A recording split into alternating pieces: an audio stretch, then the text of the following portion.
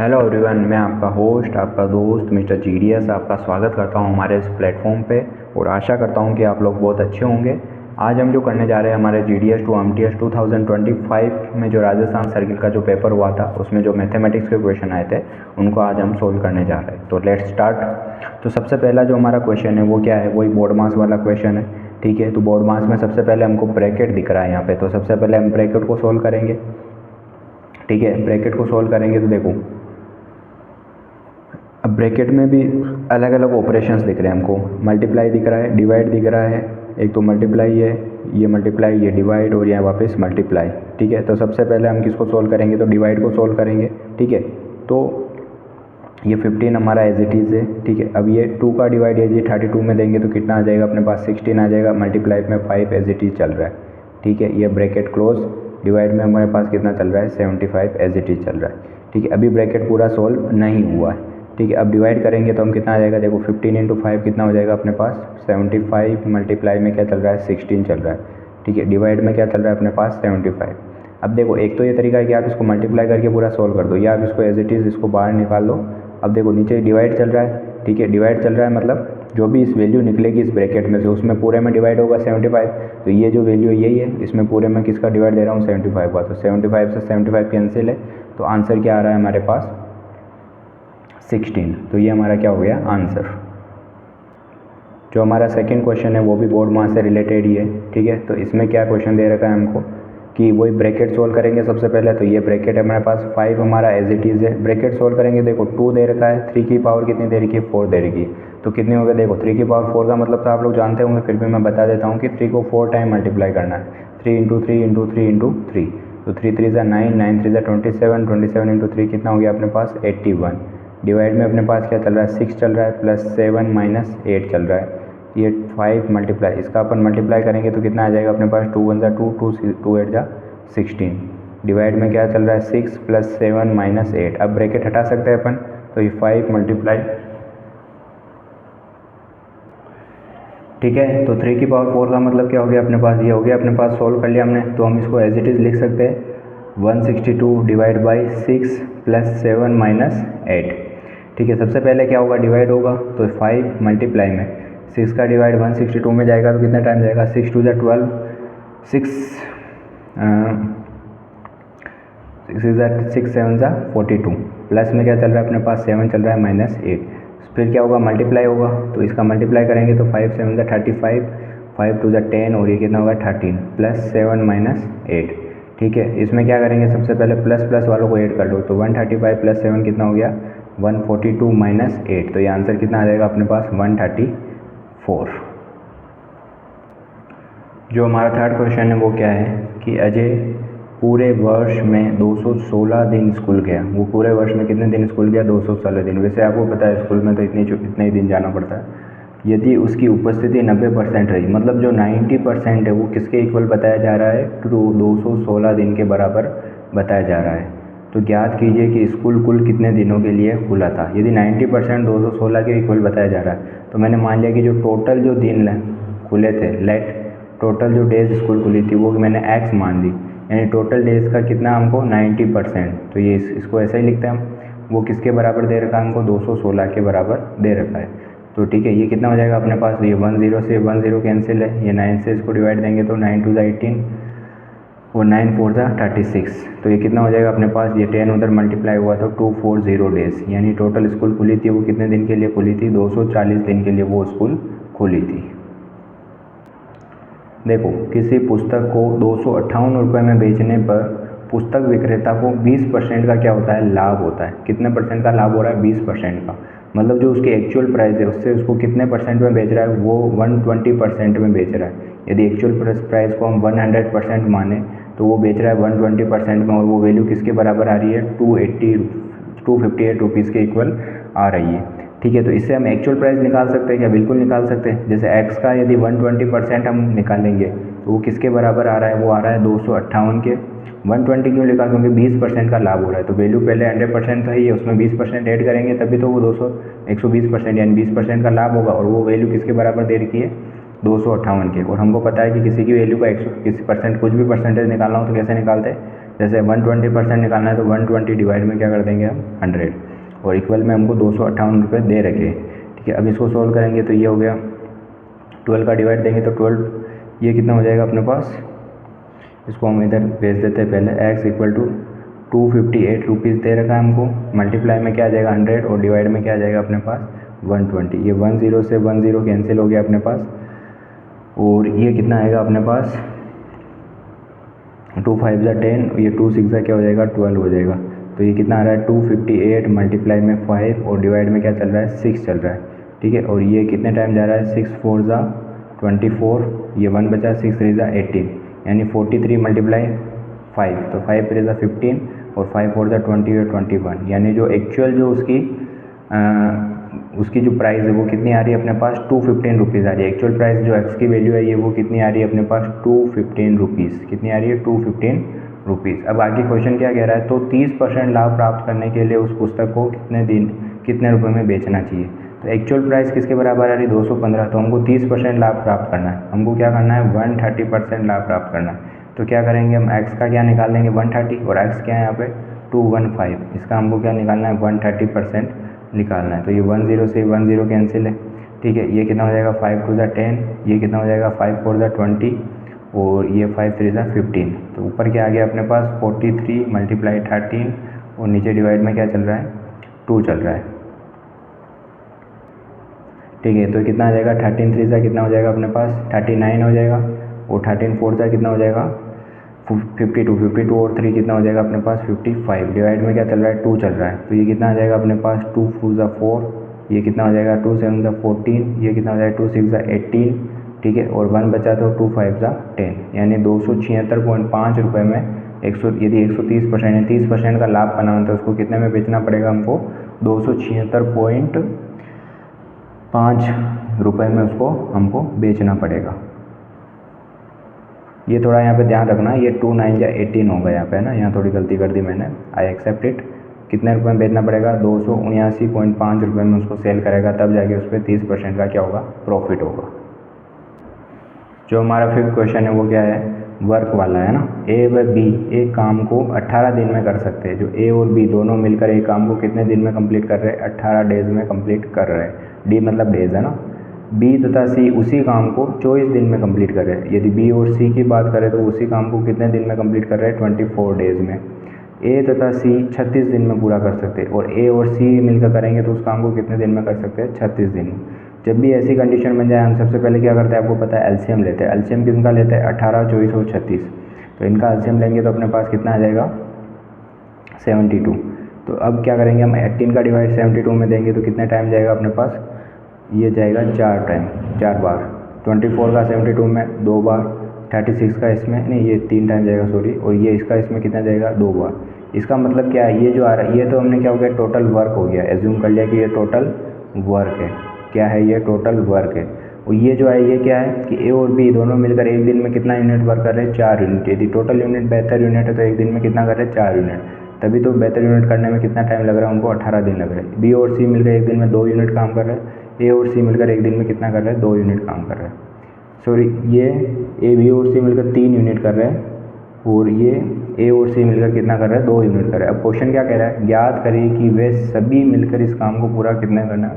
यदि सब मिलकर काम करें ए बी और सी, सब कौन है यहाँ पे ए बी और सी तीनों मिलकर काम करेंगे तो इस काम को कितना दिन में कंप्लीट कर लेंगे। तो हमको क्या निकालना है ए प्लस बी प्लस सी निकालना है, ये निकालना है। अब एक चीज़ देखो ए यहाँ से ए प्लस बी प्लस सी कैसे निकाल सकता हूँ, इन दोनों को प्लस करूँगा तो भी नहीं आएगा, केवल इन दोनों को प्लस करूँ।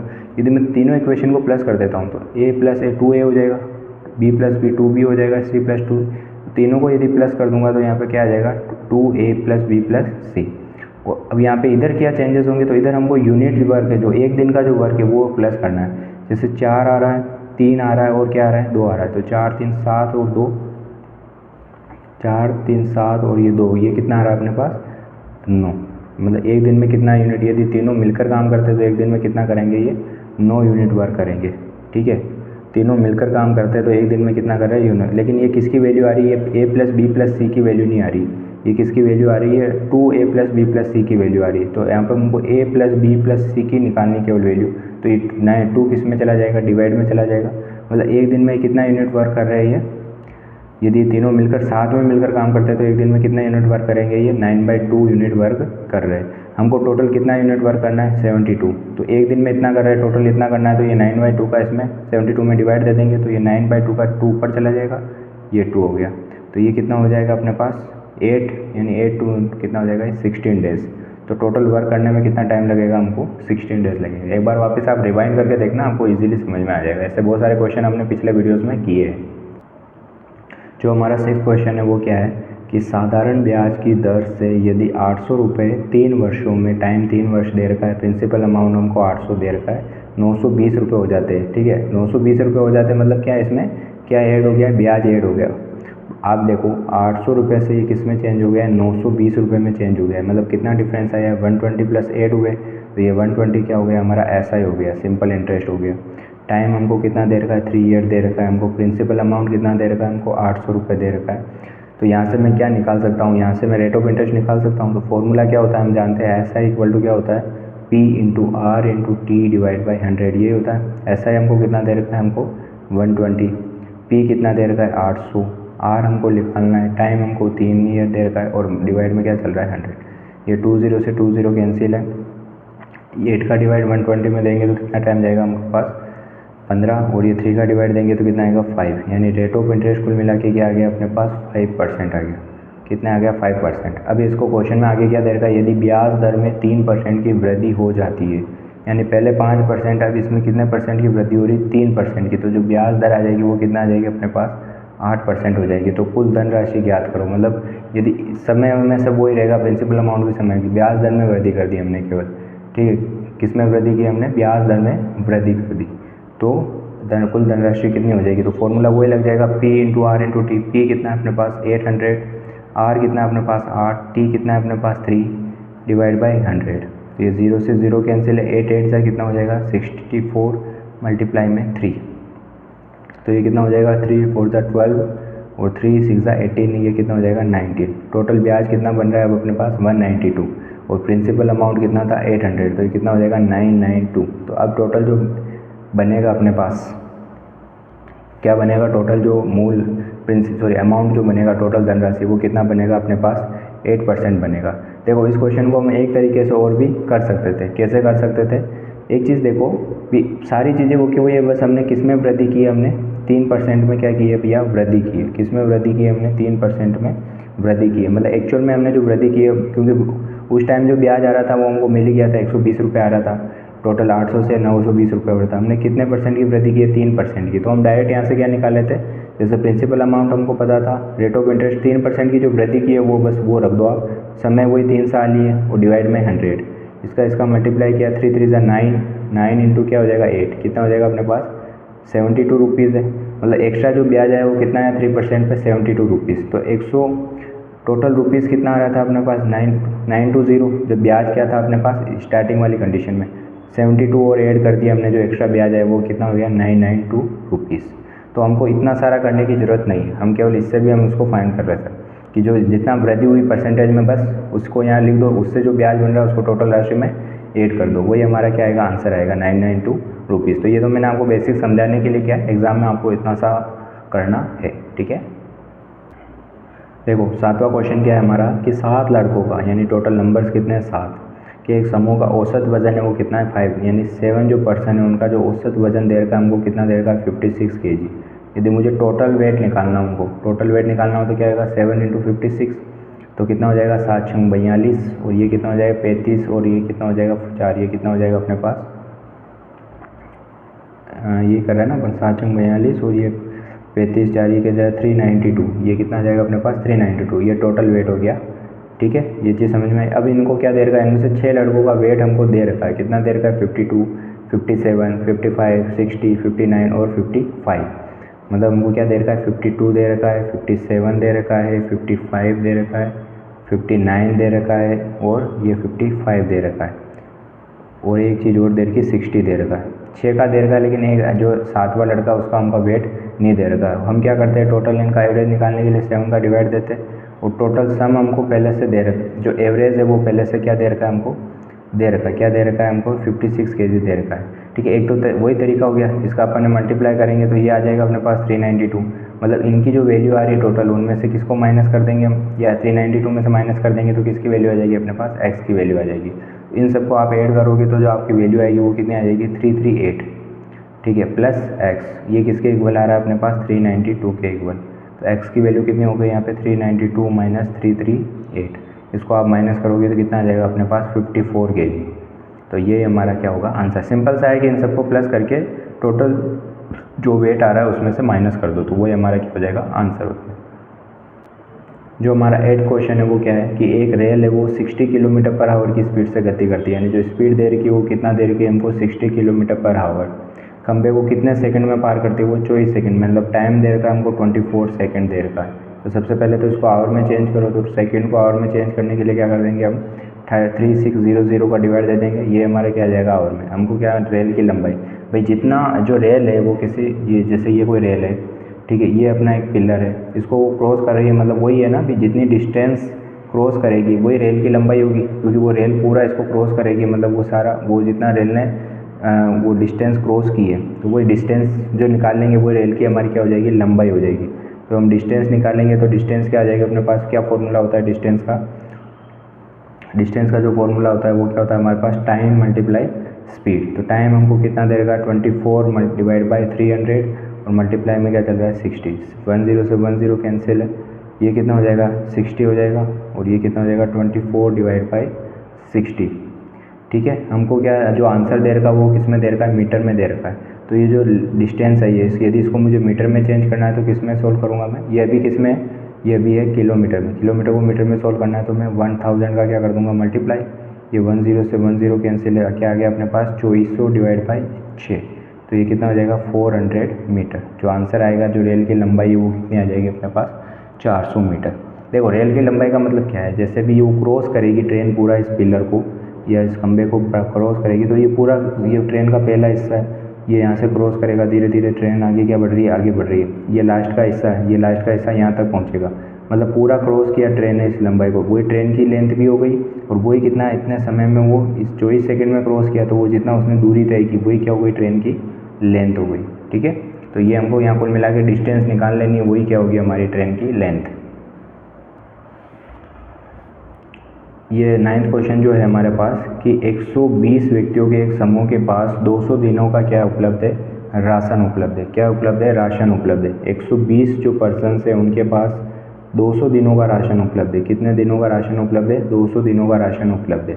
ठीक है, इस तरह का कोई भी क्वेश्चन आ जाता है जिसमें इतने सारे व्यक्ति दे रखे और हमको इतने दिन का राशन या कुछ भी चीज़ दे रखी है, तो सबसे पहले तो हम यहाँ पे 1 पर्सन के हिसाब से निकाल लेंगे। क्या निकाल लेंगे, 200 मल्टीप्लाई क्या कर देंगे 120, कि वो एक पर्सन के लिए कितने दिन चलेगा वो राशन, तो इसमें डिवाइड देंगे तो कितना आ जाएगा अपने पास 24,000 दिन।